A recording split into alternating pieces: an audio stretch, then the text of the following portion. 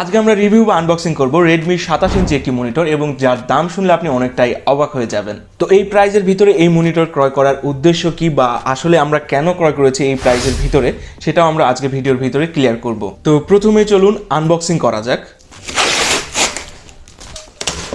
তারা প্যাকেজিংটা খুব সুন্দরভাবেই করেছে। তো প্রথমে একটি কেবল, সেটা হচ্ছে আপনার HDMI টু HDMI কেবল। এরপর তারা স্ক্রু ড্রাইভার দিয়ে দিয়েছে, সাথে কিছু স্ক্রু তারা প্রোভাইড করেছে এবং আমাদের সেই মনিটরটি বক্সের ভিতরে আর কোনো কিছু নেই এবং দুইটি স্ট্যান্ড মাউন্ট আর একটি হচ্ছে পাওয়ার কেবল।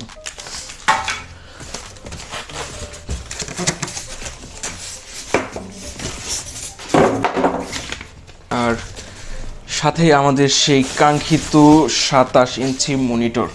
তো চলুন প্রথমে দেখে নিই মনিটরটিতে বাটন বা পোর্ট হিসেবে কি থাকছে।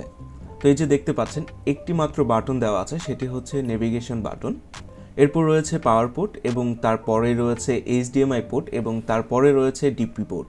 এই মনিটরটিতে কিন্তু VGA পোর্ট থাকছে না। VGA পোর্ট না থাকলেও কিন্তু দুইটা ডিসপ্লে পোর্ট দিয়েছে, HDMI এবং ডিপি পোর্ট।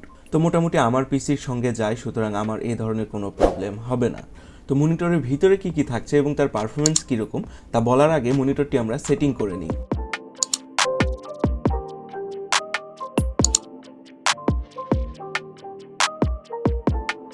এই যে দেখতে পাচ্ছেন মনিটরটির ফাইনাল লুক, এতটা স্লিম তৈরি করেছে কি বলবো আর। আপনারাই দেখতে পাচ্ছেন আমার একটি আঙ্গুলের থেকেও অর্ধেক বলা চলে, এতটাই স্লিম করেছে তারা। তো যাই হোক, এর প্রাইস এবং ডিজাইনের দিক থেকে আমরা 100-তে 100 দেব, কারণ এই প্রাইসটা অনেক কম আর এর ডিজাইনটা অনেক সুন্দর। তো এতক্ষণ যারা অপেক্ষা করে বসে আছেন মনিটরটির প্রাইস কত, এই মনিটরটি আপনি 15,500 থেকে 16,000 টাকার ভিতরেই পেয়ে যাবেন। আসলে অবিশ্বাস্য একটি দাম যে 27 ইঞ্চি একটি মনিটর পাচ্ছেন 16,000 টাকায়, তাও আবার একটি ব্র্যান্ডের মনিটর। রেজুলেশন থাকবে ফুল এইচডি 1920x1080, ডিসপ্লে হিসেবে থাকবে IPS ডিসপ্লে এবং রিফ্রেশ রেট থাকবে 100 হার্টজ, যার কারণে অনেকটা স্মুথভাবে ব্যবহার করতে পারবেন।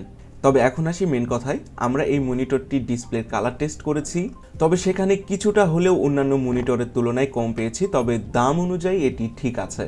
আর এছাড়াও যদি আপনি সেটিংস থেকে কালার অ্যাকুরেসিটা ঠিক করে নিতে পারেন তাহলেও আপনি ভালোভাবে ব্যবহার করতে পারবেন। তবে ক্লিয়ার করে বলছি, যারা গ্রাফিক্স ডিজাইন বা ভিডিও এডিটিংয়ের কাজ করে থাকেন তাদের বাজেট যদি খুব বেশি হয় তাহলে এই মনিটরটি ক্রয় করবেন না, আর যদি বাজেট কম হয়ে থাকে তাহলে এই মনিটরটি দেখতে পারেন। তো আমরা এই মনিটরটি ক্রয় করেছি আমাদের স্টুডিওর জন্য, অর্থাৎ স্টুডিও রিভার্বের জন্য।